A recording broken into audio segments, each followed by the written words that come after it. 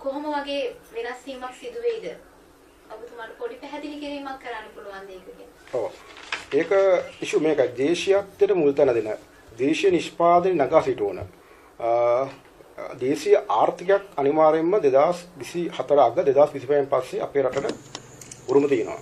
දේශීය ආර්ථිකයක්. ඒ කියන්නේ කෘෂි කර්මාන්තය දේශීය නිෂ්පාදනය පදනම් කරගත්ත මොකද මේ ග්‍රහචාරිත්වය එක බැලුවට පස්සේ දේශීයත්වය ඉස්මතු වෙන ආර්ථිකයකට අවස්ථාව තියෙන කාලයක්.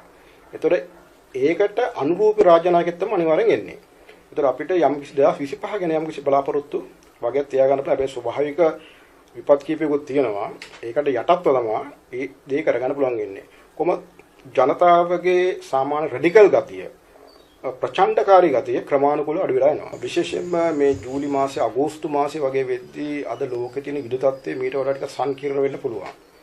ඊට අමතරව ඔය කියන වකවානුව තුළ භූකම්පන සාමාන්‍ය ලෝකවල ප්‍රචණ්ඩත්වය පිපිරීම ලැබුගිනි වගේ දේවල් ඉතාමත් ඉහළින් පෙන්වන්න කරන්න පුළුවන් කාලයක්. ඒ කියන්නේ එක්තරා මට්ටමක ජනසංහාර ඇති වෙන්න පුළුවන් කාලයක් අගෝස්තු සහ ජූලි මාස අග වෙද්දී.